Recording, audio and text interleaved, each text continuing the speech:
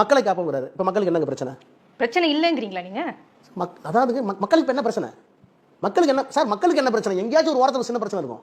ஓரத்தில் இல்லை சார். இப்போ கூட ஆய்வு நடத்துறாரு ஸ்டாலின் அவர்கள் தினந்தோறும். நேற்று கூட 4 மணி நேரம் 10 துறைகள் ஆய்வு நடத்தப்பட்டிருக்கு. மக்களை சென்றடையவில்லை திட்டங்கள் எல்லாம். அப்ப அதுக்கு என்ன பண்றது அப்படிங்கறதெல்லாம் தகவல். ஒட்டுமொத்தமான மக்கள் பிரச்சனை சொல்லக்கூடாது. ஒரு சில திட்டங்கள் இன்னும் கீழே போய் சேர்றதுக்கான ஆய்வு அது.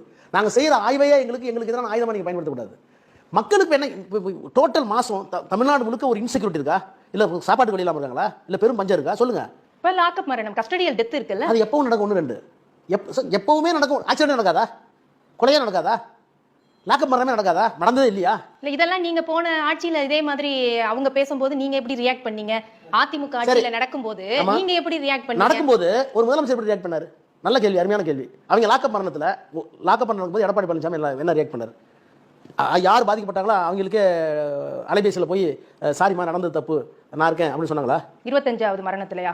எத்தனை மரணம் இருந்தாலும் நான் சம்பவம் நடந்தால் அதற்காக வருத்தப்பட்டு என்னுடைய ஆட்சியில் மாதிரி நடந்திருக்க கூடாது, நான் வருத்தப்படுகிறேன், சாரி அப்படின்னு சொல்லக்கூடிய அந்த மன வலிமை இருக்குல்ல, அது ஏன் எடப்பாடி இல்ல? அது முதல் மரணம் நடக்கும்போது நீங்க இதை சாரின்னு சொல்லிட்டு இனிமே நடக்காதுன்னு உறுதி கொடுத்திருந்தா சரி. 25 மரணம் 25வதுல நீங்க சொல்றீங்க அப்படின்னு சொன்னா இதை எப்படி எடுத்துக்க? சட்டம் எல்லாருக்கும் ஒண்ணுதானே. ஊழலை ஒழிக்கிறது தானே சட்டங்கிறீங்க. ஊழல் யார் பண்ணாலும் விசாரணை நடத்தணும்ல. ஊழல் யார் பண்ணாலும் தண்டிக்கணும்ல. அஜித் பவார் சொத்து 1000 கோடி முடக்கினது இதே ஈடி தானே. அஜித் பவார் சிறையில மாவாட்டுவார்னு சொன்னது இதே மோடி தானே. இப்ப அந்த 1000 கோடி சொத்து முடக்கின ஈடியினுடைய ஸ்டாண்ட் இப்ப என்ன? அவர் துணை முதலமைச்சர். அவர் சிறையில மாவாட்டுவார்னு சொன்ன மோடியுடைய ஸ்டாண்ட் இப்ப என்ன? எங்க இருக்காரு அவரு? அப்போ நீ தான் 1000 கோடியை முடக்கிட்டு நீ தான் சொன்ன, நாங்க கேட்கல, நாங்க சொல்லல, எங்களுக்கு தெரியாது அஜித் பவார் என்ன பண்ணாருன்னு. சொன்னது அமலாக்கத்துறை. மாவாட்டுவார்னு சொன்னது, சிறையில் இருப்பார்னு சொன்னது மோடி.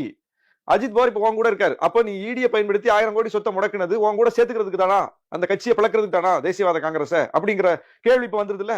100 இடங்கள்ல சசிகலா தரப்பு 100 இடங்கள்ல ரைடு நடத்தினாங்க. இந்த போயஸ் கார்டன்ல அந்த அம்மா ஒரு வீடு கட்டிட்டு இருந்தாங்க ஜெயலலிதா வீட்டுக்கு எதிரிலேயே. அந்த வீடை முடக்கி வச்சு அமலாக்கத்துறை. அந்த வீடை இப்ப திறந்து அந்த அம்மா பால் காய்ச்சி உட்கார்ந்துருக்காங்க. என்ன நடந்துச்சு இடையில? ஏதாவது தெளிவு இருக்கா உங்களுக்கு? ஆனா இதை ஒப்பிட்டு பாக்குறோம் அப்படின்னு சொல்றதுக்காக நான் சொல்ல வரல. இங்க கூட செந்தில் பாலாஜி அவர்களை பேசும்போது ஸ்டாலின் அவர்கள் இப்படி சொன்னார் இல்லையா? திமுக இருக்கும்போது செந்தில் பாலாஜி எப்படிப்பட்ட ஆளு, நாங்க ஆட்சிக்கு வந்தோடனே என்ன பண்ணுவோம், அதற்கு பிறகு செந்தில் பாலாஜி திமுகவில் இணைஞ்சார்ல. அப்ப கட்சிகள் இப்படிதான் பண்றாங்களா? சிபிஐ விசாரணை வேணும் அப்படின்னு தாவேகாவும் அப்ப கோர்ட்ல கேஸ் போட்டிருக்காங்க, பாஜகவும் அதை கேக்குது, அதிமுகவும் கேக்குறாங்க. இப்ப இந்த விசாரணை அதற்கு சிபிஐக்கு போனாதான் உரிய உண்மை வெளியில வருமா? இது அரசியல் காரணங்களுக்காக முன்வைக்கப்படக்கூடிய ஒரு கோரிக்கையை தான் நம்ம பார்க்க வேண்டியிருக்கு. இதுல நான் மறுபடியும் அதே கொஸ்டின் தான் கேட்கறேன். சிபிஐங்கிறது என்னவோ ரொம்ப 100% நம்பகத்தன்மை உள்ள ஒரு புலனாய்வு நிறுவனம்ங்கிற மாதிரி எல்லாரும் இங்க பேசுறாங்க. சிபிஐங்கிறதும் ஆளுங்கட்சியால் கையாளப்படக்கூடிய ஒரு கருவியா தான் இன்னைக்கு மாறி இருக்கு. சிபிஐ வழக்கு போட்டுட்டா தாமதப்படுத்த முடியுங்கிறத தவிர இதுல ஒன்றும் பெரிய நீதி கிடைக்கும்னு சொல்ல முடியாது. எனக்கு தெரிஞ்சு வேங்கை வயல் விவகாரத்துல கூட நீங்க சிபிஐ கோருனீங்க.